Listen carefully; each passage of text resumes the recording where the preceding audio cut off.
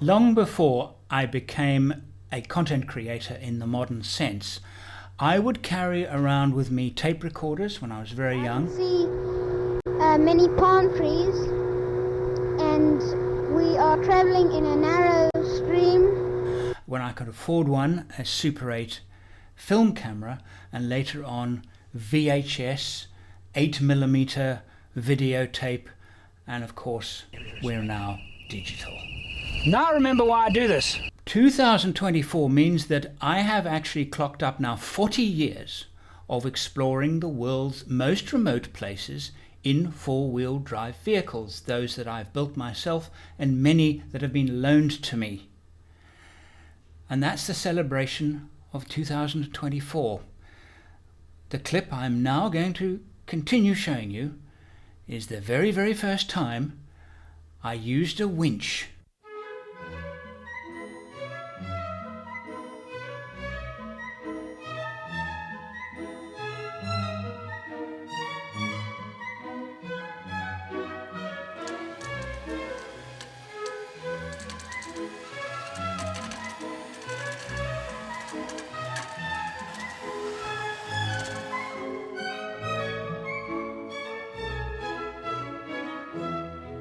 I have a series of shows to present to you now.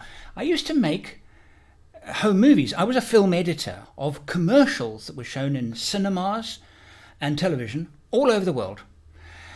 But my hobby then was just plain making home movies. But they're not, as you will see, your ordinary home movie. This is like Genesis, where I started. So I present 40 years of overlanding with some of my expedition from my very early days, starting in 1990 with a trip to Botswana, then 1993, also Botswana, and then in 94 in the desert mountains of northwestern South Africa. You'll notice that I've used popular music. I've left it in the edits because when I made them, I didn't make them to monetize on YouTube. I made them so we could gather with a beer in our hands and remember our magical trip. Will you miss me? Will you miss me? Will you miss me? Will you miss me? Will you miss me? Miss me when I'm gone.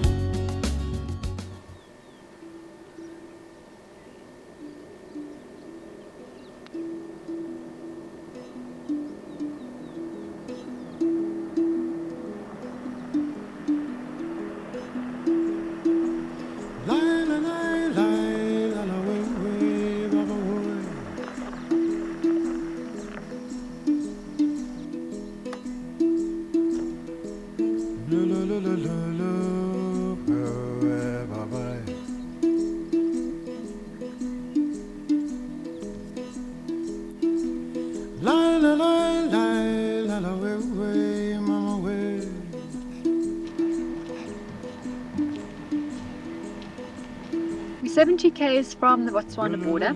It's the Easter weekend, 1990. Andrew and I have been sharing our house with a whole lot of monsters who call themselves staff, and we're actually sick of it. So we've packed up our little car, and the two of us are off to Kutsi for 4 days. Probably a little bit extravagant for 4 days, but nonetheless, this is what we feel that we need to do, to go and sit and do nothing except watch the circumference of the earth. And that's where we are. We're having breakfast. It's great. And breakfast consists of fresh rolls, salad, and cold sausages. So if you're watching this movie and you're hungry, it's hot out.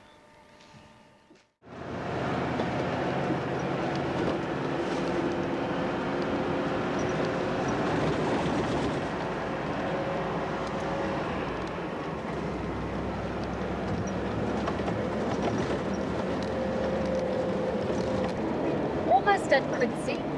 We're driving along a very bumpy, very sandy road in the middle of nowhere, in the middle of Botswana. We've passed a couple of little towns that aren't even on the map. Their names are utterly unpronounceable, so I'm not even going to try and trip my tongue around that. It's very warm. It's a beautiful day. And it's exciting. It really is exciting because in many ways we're trailblazing.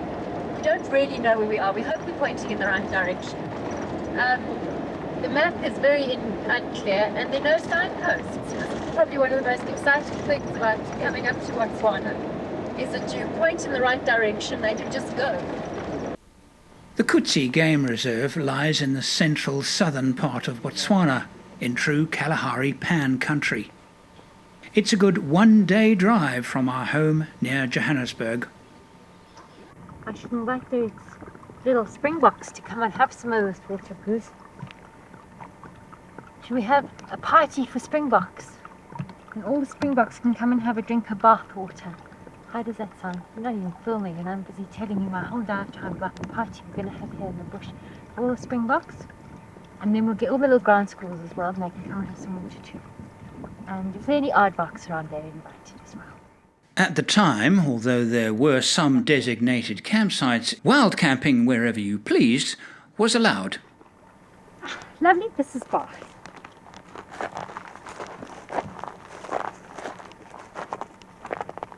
So the whole idea behind this is you put it in the sun. We've left it a bit late, but you're supposed to leave it in the sun for 3 hours. Then the sun heats up the water. You then hang this on a tree. You take off all your clothing, you leap under it, you have a quick bath, wash your hair, whatever, and then you out of all the trees in the entire Kutsi Reserve, we've selected this stunted little one here. We reckon it's pretty good. Andrew and I had the exchange of words about whether we should dig up the springbok's grass, but philanthropic Gwen said, no, forget it. So I reckon we're going to have a very uncomfortable night tonight with our tent here on top of all the stubble. But that's what we came here for.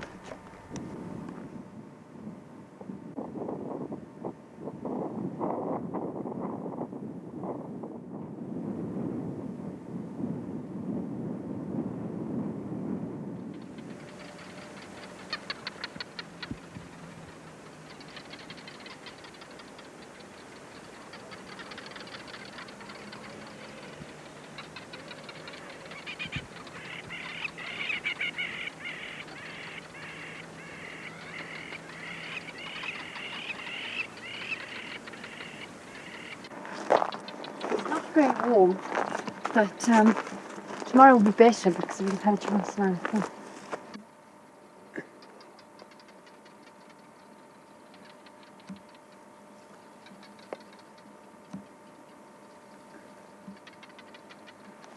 Here you go.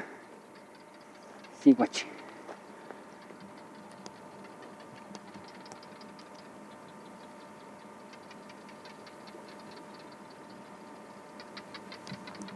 Water. It's not warm, but it's not cold. Definitely not as cold as it is in the bottle. The creature making that sound is called a barking gecko. They dig little holes in the ground and call to each other. They are nature's own ventriloquists, because you can never know where the little creature is by following the sound it makes. This is a truly glorious place.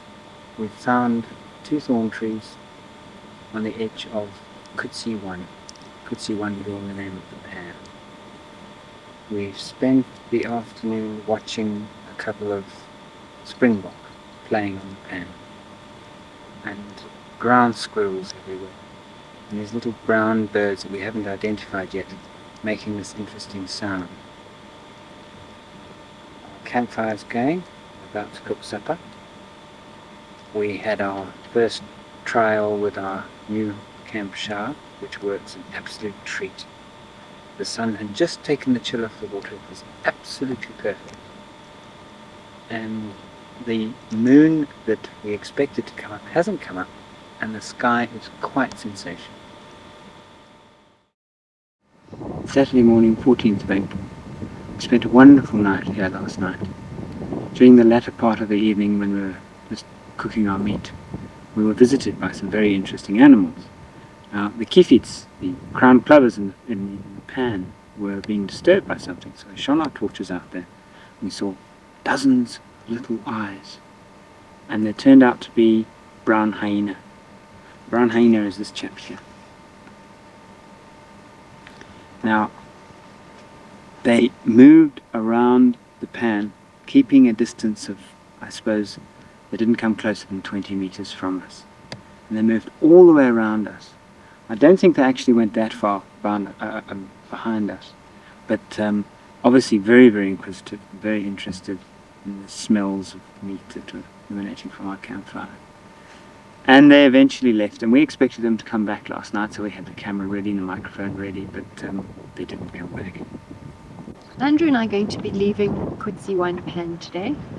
We were going to spend both nights here, but we've decided we'd rather leave later this afternoon and drive down to one of the other pans further into the park. And hopefully we see some animals.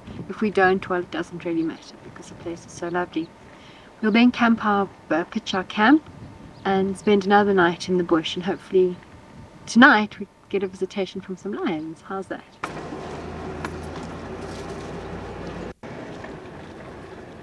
Hello, we're on our way to Morezua Pan, which is right in the heart of the Kutsi Reserve. It's actually as far as you can go. At Morezua Pan the road stops, and we'll stop as well on the pitch camp for tonight and have a nice supper. We're standing in the middle of not quite the middle, we're halfway through the middle of the Morezua Pan, which is the largest here in the Kutsi. Bone dry. There's a little bit of water that they've provided on the other side, but I don't think this has seen water for months. The animal tracks and people tracks and car tracks all over the place. Makes lovely squelchy sound as you walk. It's very beautiful. In fact, it'd be nice if Andrew got quite a close-up of some of this texture. It's really nice. Quite a few springbok and a few gemsbok. In fact, we saw 3 gemsbok today. We decided they're the most beautiful animals in the world. In terms of antelope, that is. And it's just wonderful to be here. There are other campers, but thus far everybody is being quiet. It's not the seclusion that we had last night, but it's very beautiful, and I think we're going to have a lovely evening.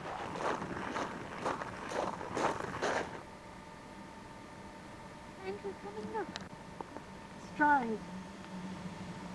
They obviously have had some water. Feels so wonderful. Chin there, still how it's drying. Can you see that?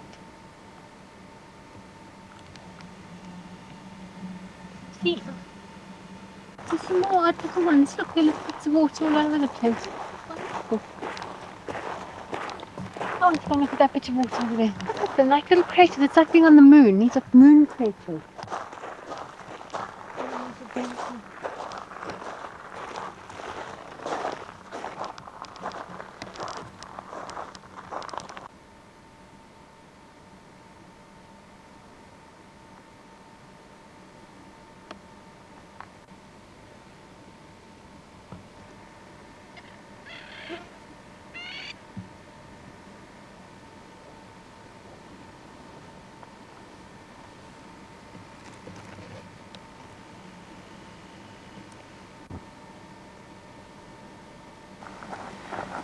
Hello, my name is David Attenborough. Here's another one of these fantastic pans in the middle of this great open expanse of dried desert soil. And in this pan are more of these fascinating creatures, these small insects that occasionally give away their presence by making the mud look as if it's boiling. The insects are an anomaly to me. I have no idea what they are, and so we'll go and find some animals we know more about. This is the very last time I'm going to mention this plant, I promise. And these funny little insects. On further investigations, these creatures turned out to be brine shrimp. You're not getting more of that pan, are you? Which you promised the viewers that you wouldn't fill any more of these little pans.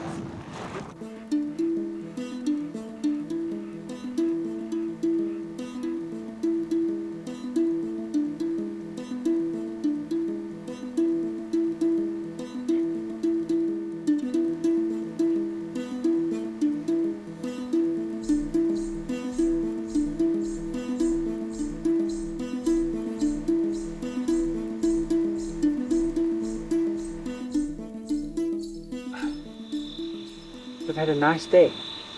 A lovely day. What did we do today? I got up late, got up early. We sat around at the other camp for a while and we decided we'd pack up and come here. It took us about 2 hours to get here. 52 k's. Road quite good, sandy in places, but quite quick. I mean, we were sitting at about 40 kilometers an hour. The average between 70 and 40. And We saw some animals on the way. We saw an Arabi. Well, we're almost convinced it's Arabi. But the distribution map says it doesn't come down this far south. But it looked just like the picture and was pretty identical to the description. Two of them. and you've seen a couple of jackal, black jackal.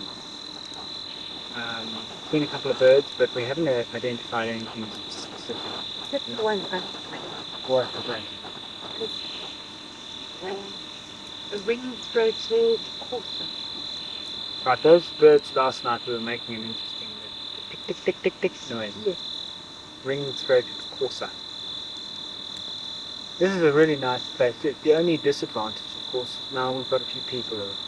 There are probably 7 campsites all around the perimeter of the pan. But the walk on the pan is often wonderful.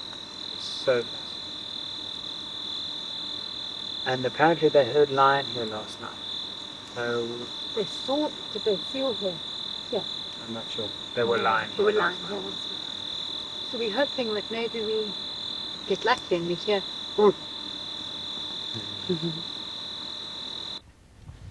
Looking back at this trip reminds me that we had no personal locator beacons, no satellite phones, no cell phones, no fridge. Just a ground tent with a roll-out mattress and some sleeping bags. And not even any decent clothes.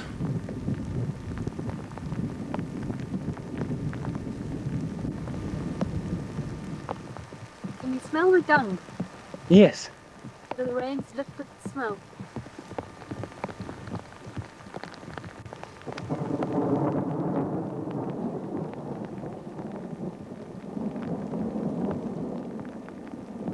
No bull bar, no rock sliders, no winch, no two-way radio, no exterior lights, no light bars or spot lamps.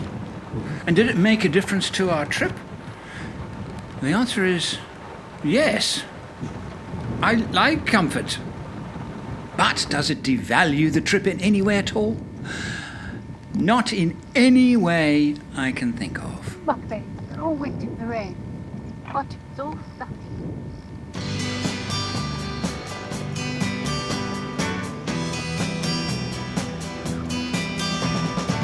Hello. It's raining in the Kalahari. Never rained before while I've been here.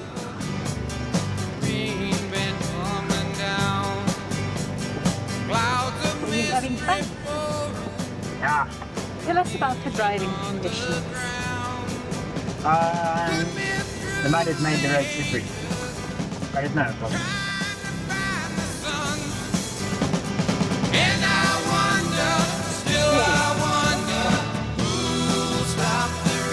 I'm not very well timed.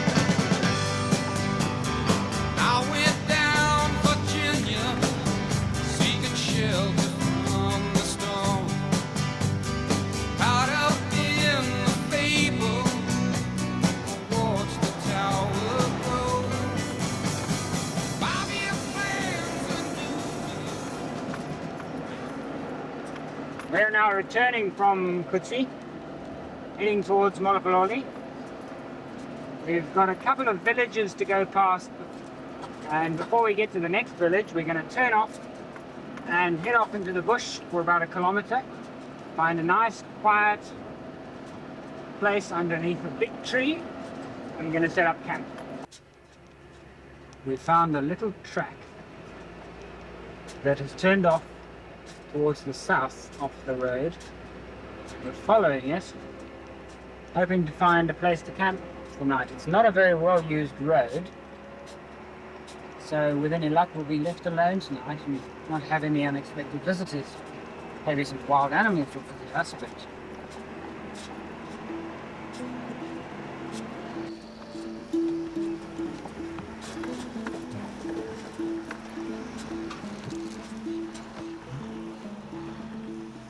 No roof rack, no second spare and rear bumper swing open arms.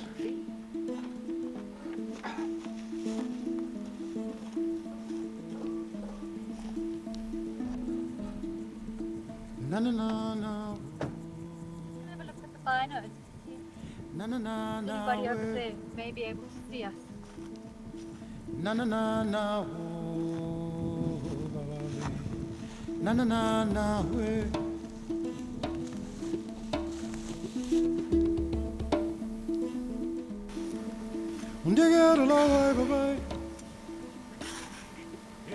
in case you're wondering what this hole's for, I'm going to light a fire.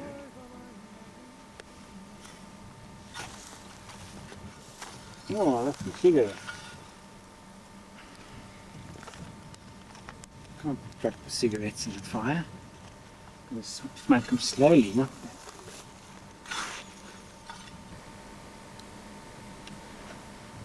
This is our new campsite. We're going to spend the evening here, and it's very nice. This is one for family portrait. The time that you get with Grandpa standing behind Grandma. In this case, it's Grandma standing behind Grandpa. It's very wild here, but there's nothing wild. No wild animals. Well, we don't know yet. With any luck, we'll be visited by tigers. In Africa. No induction cooking.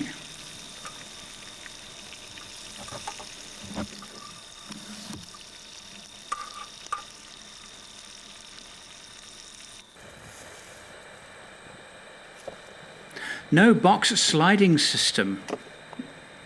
No packing system of any kind. This is our last morning in the bush. Set off home today. We're about 2 hours from Molopololi, and from there that's about half an hour from Gaborone. And it's 53 kilometers. Okay. And then we're off home. Should get home this evening about 6. Comfortable. So my closing thoughts are these. If your overlanding plans are being stalled or slowed by the fact that you don't have all the right gear, well, here is proof that you don't need all of the gear. In fact, in 1990, when we filmed this, because there was so little gear available, it was never an issue that we didn't have the gear. It just didn't exist. And it didn't matter.